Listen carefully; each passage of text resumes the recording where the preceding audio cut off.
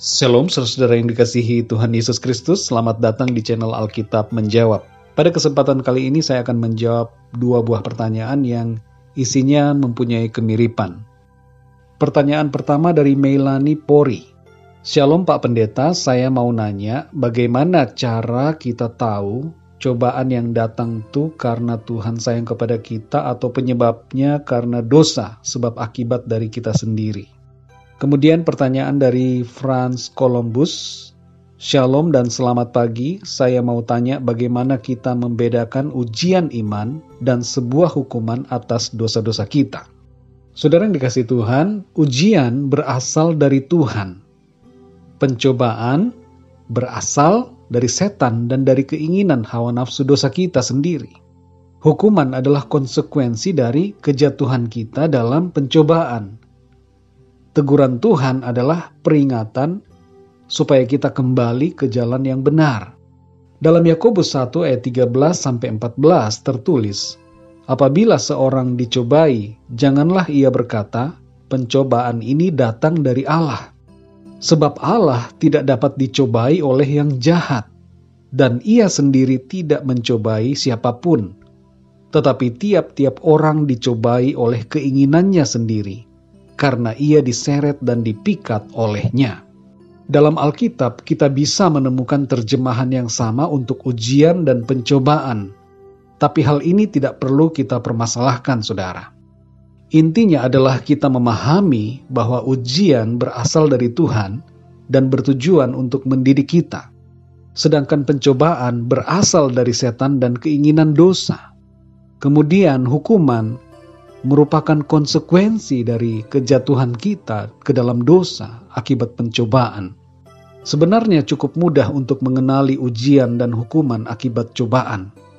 Tapi bila kita mengalami kesulitan, maka cara untuk mengetahui apakah sesuatu adalah ujian atau hukuman, kita perlu berdoa dan mengecek diri kita secara pribadi. Apakah ada kesalahan atau dosa yang kita lakukan? Dalam kedua hal ini, kita tetap perlu berdoa dan bertobat, sebab mungkin ada dosa-dosa yang tidak kita sadari. Rendahkanlah diri kita di hadapan Tuhan, dan relakan diri kita untuk dibentuk oleh Tuhan. Saya akan memberikan contoh, misalnya ada seorang karyawan mencuri di kantor tempatnya bekerja, dan kemudian dipecat. Lalu ia mengalami kesulitan mencari pekerjaan yang baru. Tidaklah pantas untuk mengatakan bahwa apa yang dialaminya sebagai ujian. Itu adalah suatu keadaan yang terjadi yang merupakan konsekuensi akibat ia telah jatuh ke dalam pencobaan sehingga ia mencuri. Contoh yang berikutnya, misalnya ada seorang istri atau suami yang selingkuh, lalu ketahuan dan punya anak dari perselingkuhan. Kemudian kehidupan rumah tangganya menjadi kacau, keluarga menjadi berantakan, usaha dan pekerjaan juga hancur. Jangan kita katakan ini sebagai ujian. Hal seperti ini bukanlah ujian, tapi merupakan suatu keadaan yang merupakan konsekuensi akibat jatuh ke dalam pencobaan dosa perzinahan. Konsekuensi yang terjadi ini bisa juga dikategorikan sebagai hukuman dari Tuhan.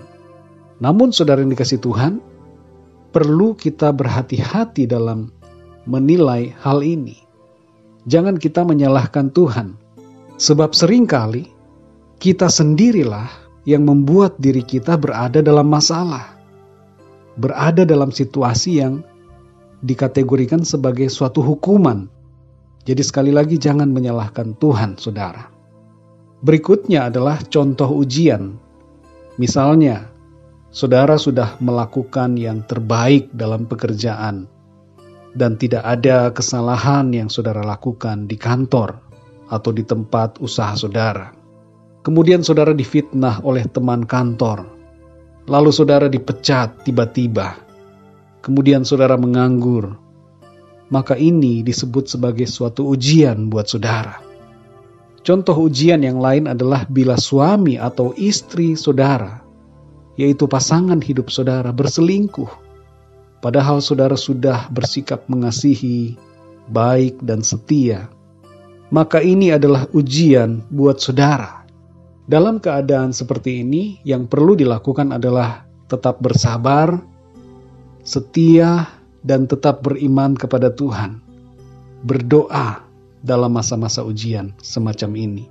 Saudara yang dikasihi Tuhan, Raja Daud pernah mengalami hukuman Tuhan karena berselingkuh dengan Batseba. Anak dalam kandungan Batseba mati. Sebelumnya Daud juga sudah ditegur oleh Nabi Nathan karena kesalahannya itu.